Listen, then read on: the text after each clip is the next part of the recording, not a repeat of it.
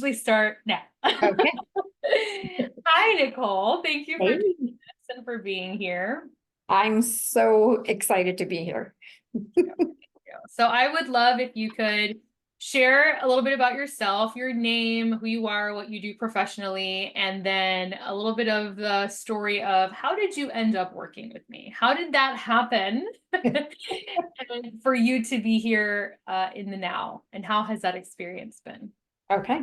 My name is Nichole Chan now, was Patrick. Congrats. And thank you. And I'm a nurse practitioner, a family nurse practitioner, and I've been doing that for, graduated in 2017 from that, but I've been a nurse for forever. Mhm. And I've been working with you for a really long time. Mhm. And it started out, gosh, I don't even remember the year. It's probably almost 10 years ago, right? Yeah, probably. Yeah, Yeah, it's been a long time. it's been a long time. And I think what happened was that, well, I was raised as a Jehovah's Witness, Mhm. and that never felt really like it fit for me. Mhm. But being in I'm going to call it a cult, and no offense to anybody who, whatever, but that's my belief. And it's a high control group, and it really didn't allow me to really think for myself. Mhm. But I had this innate feeling that it wasn't the right thing for me. Mhm. But being taught my whole life to kind of push those feelings down and not listen Mhm. to my inner self, my gut feelings, or whatever, my intuition, it finally just came to a head when I was 44. So 10 years ago, right before I met you, things just came to a head where I just felt like I was living somebody else's life, Mhm. and I had to make a change. Mhm. When I did that, I left my husband, who was an elder in the church, and my whole family, basically. I'm third generation on one side of my family, fourth generation on the other, as a Jehovah's Witness. And so, I lost like everything, everybody, except for me and my dog at the time, who I consider like my soulmate. And that may sound crazy to some people, but that being was sent here for me. And she was truly special. And our relationship is special. So me and May left. And I remember seeing you were doing at the time Beachbody, I think. Yeah. And my love of exercise. A love and it's a touch and go relationship. Yeah. And I started out working with someone else, Mhm. somebody that I believe was mimicking you. Mhm. And at that time, I think, I mean, she did help me, don't get me wrong.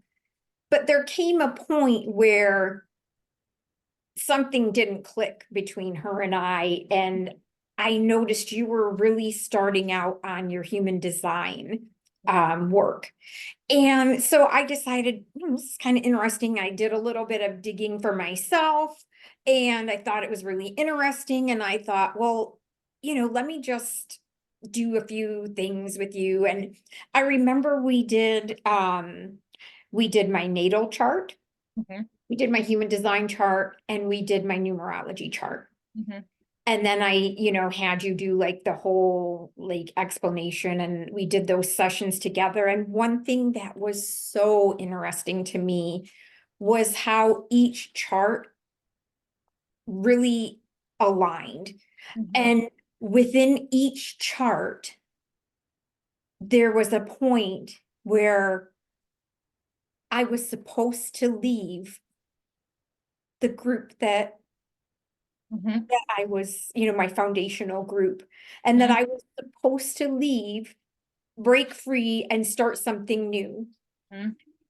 And as you can see, it's still quite emotional to me Huge. because I felt so guilty Mhm. for leaving.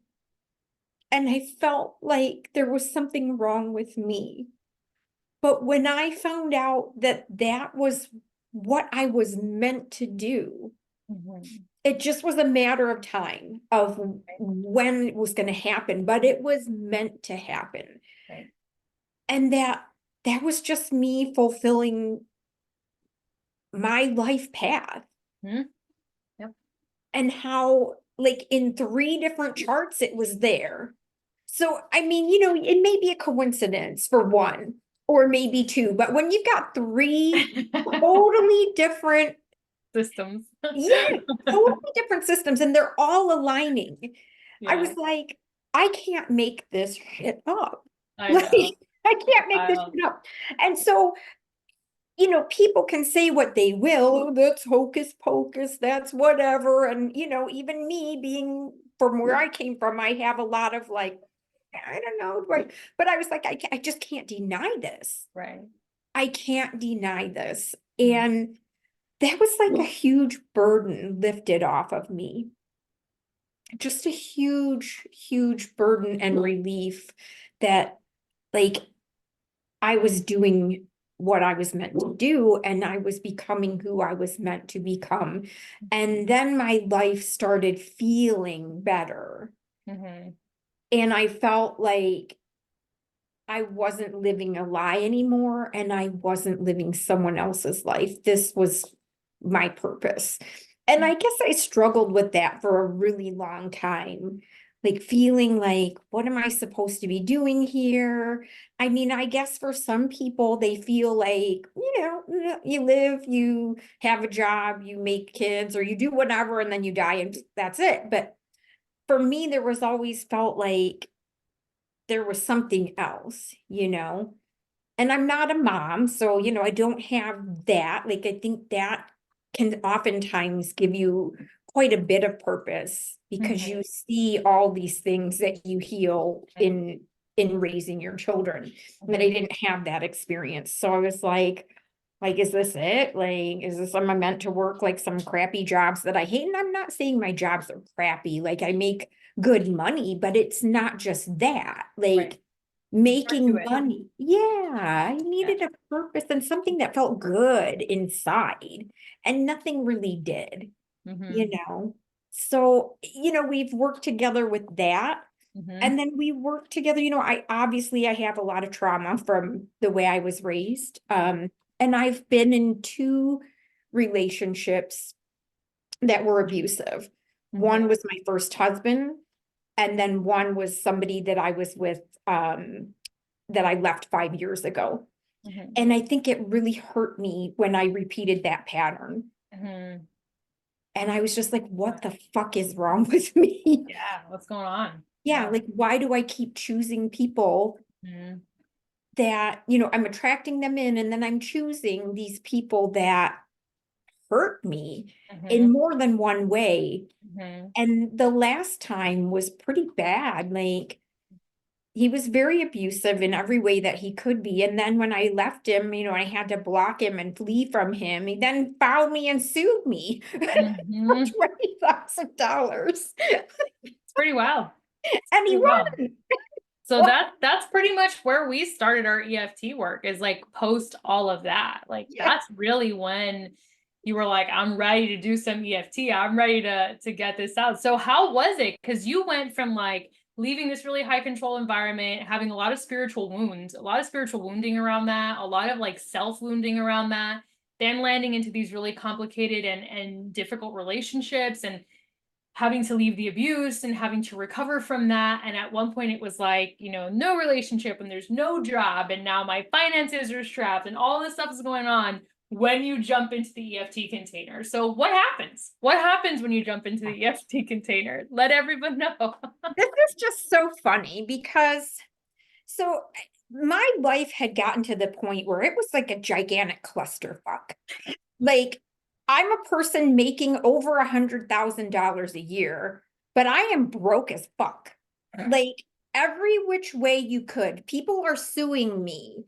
I'm, like, everything is happening and I'm owing everybody $1,000 to $1,500 a month. And there's like no money left. I didn't have any money left. So I had to move in with a friend who is also a toxic, abusive person.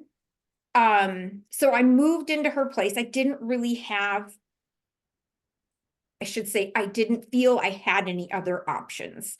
Okay. So I move into this person's home. I then get a job that I thought was my dream job. I really love alternative functional medicine, regenerative medicine. I get this job with this doctor. Turns out it's a private practice. Turns out he's psychotic as well. Like to the point where, I mean, literally a nut job, coming in my office, screaming at me, ranting and raving like a toddler. He had done some things where the state was coming in. And I mean, I'm just like, What is I going have, on? yeah, no peace. And then I fall down the stairs and break my ankle, both bones, my tibia and fibula. So a bimalleolar fracture, have zero insurance because this douchebag didn't give me any. And now I need surgery. And so now I'm in $100,000 of medical debt. Mhm. I get fired from that job, working at home in my bed, doing telehealth. The guy fires me. So now I'm living in somebody's house that treats me like garbage and I feel unsafe. I get fired from my job. I can't collect unemployment because I can't drive and I can't stand it. I can't work, even though I could do telehealth. No, I don't qualify for unemployment. I have zero income. I end up on food stamps. They did grant me Medicaid. And then I had to declare bankruptcy because I couldn't pay any of this debt. So I'm broken on food stamps and Medicaid, living in this hellhole. And the only good thing I have is my dog. My other dog had died. So I have this dog that I love. And I'm like, what the fuck? Yeah. What the actual fuck? How can, That's the vortex right there. yeah, Is the gap right there. You were in it. yeah. Oh, Yeah. and and I had stopped dating because God forbid everything else is a disaster. Who knows what the hell I'm going to bring in as far as a man? Like my life's a cluster. Any man that wants to be involved in this is insane. So didn't even. So we get to the point where, and I told you, I want to work with you, but I'm like, I don't have any money. I'm totally broke. And so I did some things on my own, which helped. But then I told you, as soon as I get some money, I'm signing up. Yeah. So in June, I got a job and it wasn't wonderful, but it was okay. What I decided to ask for, I was like, I'm not going to ask for the sun, moon, and stars. All I need is a job where I feel fairly safe and I'm getting paid an income. Yep. And and I have insurance. Those were the things. And so it met those criteria. It met those criteria. And so I hired you. And we've had like these on and off sessions because schedule and whatnot. So we start to work together. And typically you tell me how things are taking like a little bit more time for people. But we start working together and it's like, bam, shit starts happening. Like amazing shit starts happening. I can't believe it. I'm like, what the like stuff was shifting so quickly. Yeah. Yeah. And one of the things that we noticed, so I decided to give dating one more try. So I went online and of course, I went on Tinder because why wouldn't I? That's where more men are. And let's face it, if men are on a dating app to get fucked, they're going to be on, it doesn't matter what dating app. So at least I'm going to go with the one where there's a lot more men. Yeah. So I go on this app and I meet 3 different men, a white guy, a black guy, an Asian guy. I am multicultural. I don't care. I just like the person, but actually I really love Asian men. So I go out on one date. I'm like, not for me. Go out on another date. Not for me. Go out on a third date. And I'm like, holy cow, I like this guy. And what set him apart was that I hate talking on the phone, like absolutely hate it. I will spend like an hour trying to get something on an app. to avoid a 5-minute phone call. But me and this guy are talking on the phone like 4 and 5 hours and Mhm. doing video calls. And I'm like, huh. And as soon as we met in person, it was like fireworks. Mhm. And the funny thing is that I tell a few people about this and it's like, they're not happy for me. Mhm. That happened during our session. You started dating Yes. him, and all of a sudden there's Yep. like, oh, these things are happening. And so we had to work a lot on that. We had to Yeah. work on Yep. regulating the people who, because what do I always say? As soon as you start elevating your frequency, as soon as you start healing and changing, things that don't match that frequency become very obvious. And they will either start acting up or they will disappear or things like this Yes. happen. That very much happened.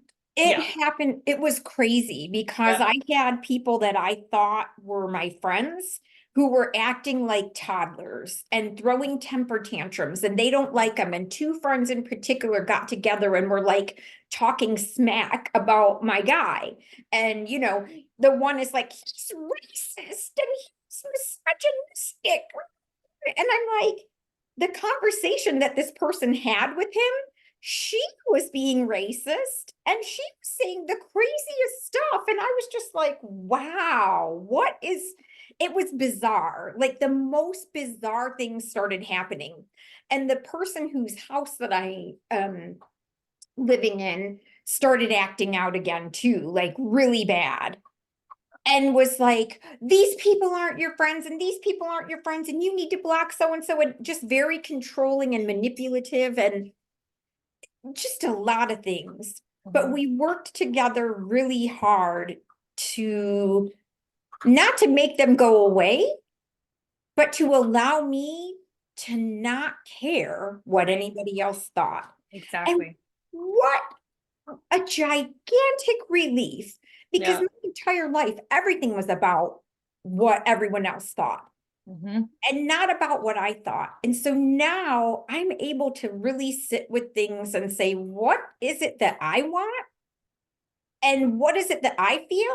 And to take them and their opinions. And one conversation I had that was so interesting, this person was going, just yelling at me, and this, and this is your boyfriend did this. And I said, hmm. And then I changed the subject. And she was livid. She went on to tell the other friend about how I had told her this, that, and the other. And what she did was say, hmm. And I'm like, yep. So I learned, like, You got free. You got yeah, free of the drama spiral. That's what happened. It's the oh work allowed you to stop participating in those cycles because that's what my, happens. We get programmed into these cycles of behavior, and until you get regulated out of them, you don't even realize how programmed you are into them. And so that's what happened. and it's so crazy because now these people don't even say anything to me. Now they're like, Wild, oh, isn't it? we love Andy and we love this, and I'm so happy for you. And anytime they Great have, example. Yep. yeah, anytime they have like an opinion that I'm okay, I'll listen to it. But I don't have to accept your opinion. Mm. That is your opinion. That is fine. We're friends, so I will listen to your opinion. But what I do with that after that is none of your business. So It's would you say that being in that incubator supported you in owning yourself first and foremost and being able to like really let go of things that were toxic in general and stand in your own, like on your own empowered space? absolutely, absolutely. And it's funny because a lot of things that maybe it's weird. Things click for me a lot quicker now. And I've learned to trust my own intuition. And when I know something, like I just know stuff is going to happen before it happens. I mean, like I knew with the job had taken in June, I kept telling and I guess I should just say, I went from, all those things broken and, but I ended up getting married. So I You actually, did. Yes, you did. I did. So EFT. yes, so I actually, yes, my husband and we eloped in November at a coffee shop. Yeah, And you so did. yeah, so my husband and I told him, I was like, this job that I have, it's not sustainable. I'm not busy enough. I do wound care in the home or in nursing homes. And I said, I'm not busy enough. It's not sustainable. This is going to fall apart. But I'm going to enjoy it while I can because I'm getting paid to not work really hard at all. Just deal with a lot of nonsense, which is fine. So things started happening about a little over a month ago. The manager of the department left, the head NP left, and the owner was he's a Looney Tune. He was on a meeting, he's puffing his chest out and he's like, this is what I have to say. And I'm like, all I did was start looking for jobs over a month ago, and I've had like multiple offers, which is amazing. And I actually had an offer that's really great to do like training, which is something, it's so funny because it's a class that I took years ago when I first became a nurse practitioner. It's teaching skills. So suturing, splinting, things like that, all these different skills that you don't get to do a lot of during clinicals. And so I interviewed with the owner of the company and they offered me a position teaching these 2-day classes, which has always been a dream of mine. And so now, ta-da! And it pays really well. It's just a part-time for now, but we'll see. And then I took another job that just sounded like tolerable. I mean, it doesn't sound like not rocket science. It's just sort of like whatever. But that would be like a full-time gig, and this is like a part-time gig. And I'm kind of hoping that I can piece together. I may drop the full-time thing. I don't know. We'll just see. Whatever the universe puts, we'll figure it out. But But I mean, now what you're getting is all the opportunities you didn't have before that are so much better suited for you. absolutely. And it's funny. They just, I see these things on, I was like looking and it was on Indeed and I'm like, apply. And she said she only had the ad up there for like one day and like over 30 people applied. And she was like, oh, I turned it off because it was just too much. And I was like, excellent. So Your timing definitely got more aligned for sure since we started working together. It's pretty wonderful. absolutely. So what would Absolutely. you say to someone who's like, man, I don't know about human design or EFT. Maybe they're nervous or scared or on the fence because maybe it's out of their scope of what they're familiar with or comfortable with, and they're on my side, they're looking at this and they're going, well, maybe I should give it a try. What would you say? Absolutely. Do it. And it's so funny because I was doing EFT by myself before you and I worked together on it. And during COVID, when I was working in urgent care and people couldn't, like when everything was shut down and people were just going wherever, people were coming in wanting benzos, wanting all this stuff for anxiety. I'm like, look, I can't give you a benzo, but I'll do some EFT with you. And that shit worked for them. And I'm not an expert. I'm just like, but it helped them. And so, I mean, if you can do it on your own and it does some good, or you can work with an expert, ding, work with the expert. And I What think, was the difference? That's a really good point. Like, what was the difference working with someone who's like a professional in this field versus doing it on your own? Because I get that question a lot. yeah. I tell people to try it on their own. Of course, I told you to do that also, Yep. But what was the difference for you in working with someone like me versus doing it on your own? One of the things that I noticed was that oftentimes on your own, you may not, or so I'll use myself. So I didn't necessarily know what to tap on. What is the root cause of this issue? Okay. So I may think it's one thing, but it's really something else. And that's what I really love about you is that you're very intuitive and you always have been, and you know things and you know how to trust your intuition, and you can boil things down so quickly and easily that it's like we weren't spending multiple sessions on all these things. Where like by myself, I could have worked for years on myself and really not ever gotten to the thing that it really was. Okay. But you know which questions to ask and you know which buttons to push, and you get this vibe and you'll even say, well, it sounds like, or what about X, Y, or Z? And it's like, oh, I didn't even think of that. And that's what it was. Okay. So, Okay. Cool. I mean, I would say if you have years to take and you don't get easily frustrated and you don't mind bungling around And for me, that feels like wasting time. And I'm sorry, I'm 54 years old and I don't have that much, I'm maybe 30, 40 years left. Like, I don't got time to spend the next 10 dinking around trying to figure out what the root of the problem is. Like, let's fix this I love you. Thank you. That's really, I mean, that's all I've got for questions. Thank you